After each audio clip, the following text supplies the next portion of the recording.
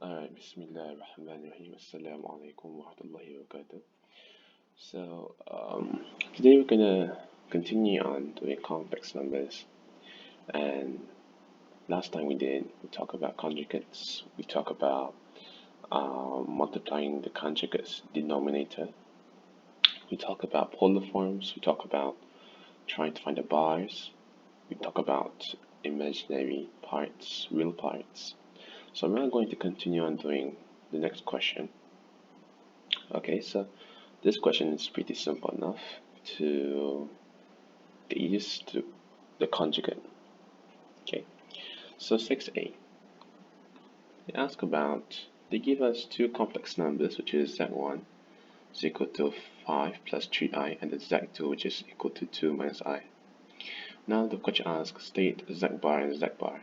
The first z bar and the second z bar. Now, to determine this, we know that z bar, for example, if we have z, which is a plus bi.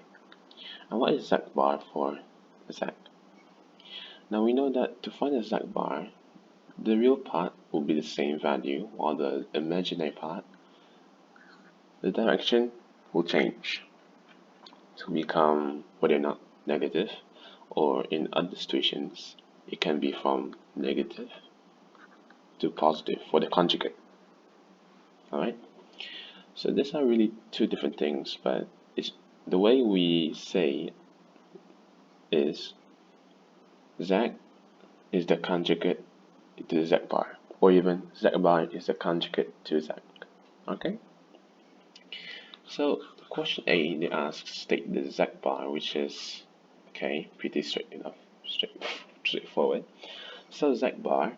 So basically, if you want to find the first z bar, all you have to do is change the direction of the imaginary part. Therefore, we can get 5 minus 3i. How about the second z bar? Now, in the second z bar, the imaginary part is negative, so therefore we can change it to become a positive value, 2 plus I. That is all for question A, to find the values. Now for question B, determine the value of k if 1 over z is equal to kz bar. Now for this, you can compare left hand side and right hand side, okay? So 1 over z, 1 divided by 5 plus 3i is equal to k bracket if the z bar that we already found our z bar value, therefore it should be 5 minus 3i.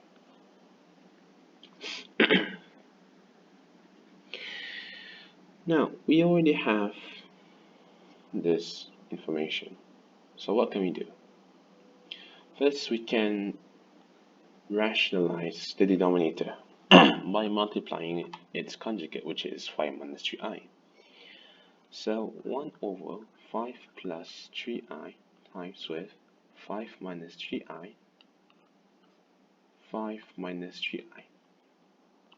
And it is equal to, we can expand to get 5k is equal to 3ki.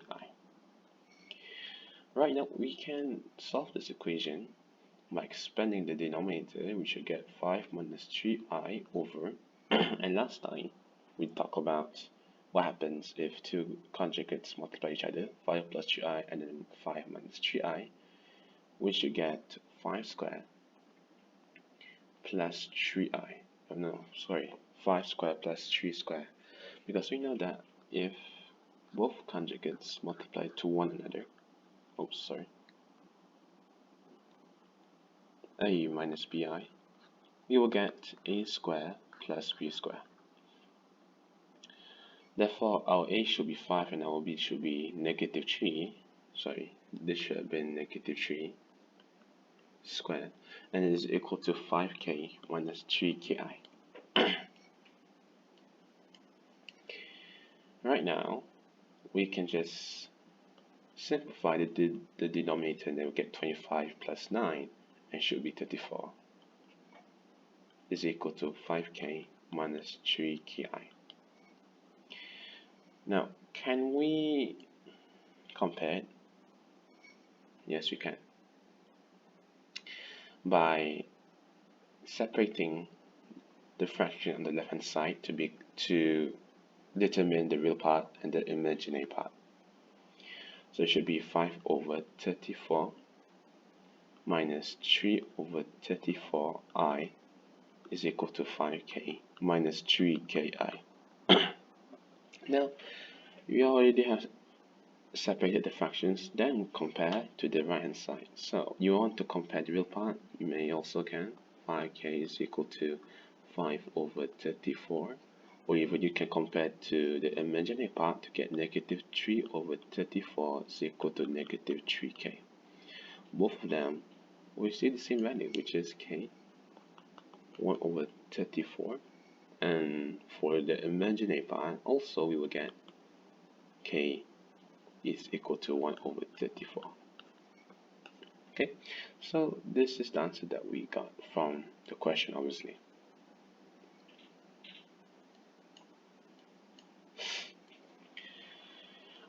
Now, for C,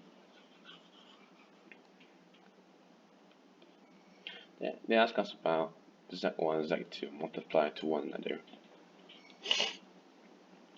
So yesterday we talked about what happens if they ask in this form. It means that they multiply by one another. So we take two complex numbers, 5 plus 3i, and then 2 minus I. So we will be expanding the brackets to get 10 minus 5i, and then 3i times 2 will be 6i, and then remember yesterday we talked about I squared is equal to negative 1, therefore it should be plus 3.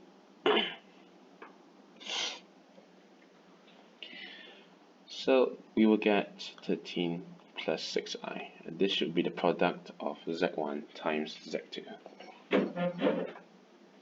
Oh yeah.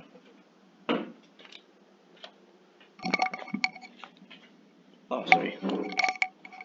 Oh, alright. So if I wait, let me just determine my answer whether it's correct or not. Yes, correct. Wait, what? Oh, I'm sorry. It should have been negative 5 plus 6 to be 1, or only I.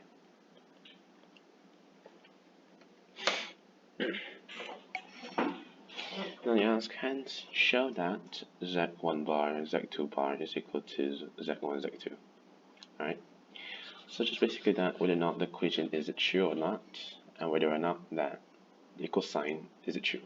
If z bar times with z2 bar is equal to z1, z2, but both of them are the bar, the z1, z2 bar. It's like they combine and then they find a conjugate of the product. So let's find the first part here, which is, remember we already found it for question A, 5 minus 3i times with 2 minus I, 2 plus I, sorry, 2 plus I.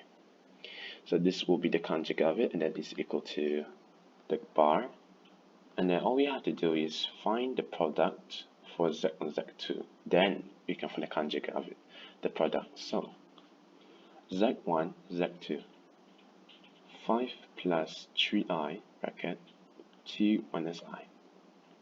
Now we can expand the left hand side. We'll get 10 plus 5i minus 6i. Remember we talk about I squared, it will be plus 3. Then the left hand side, we can expand inside this bracket, we will get 10 minus 5i plus 6i plus 3. Right now we can combine. On the left hand side we will get 13 minus I, while on the right hand side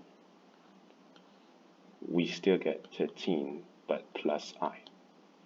Now remember the conjugate, which is the imaginary part's direction, will change while the real part will just stay the same. Therefore 13 minus I is equal to 13 minus I. That is all for now. Hopefully this part might give you some understanding on how we work with conjugates.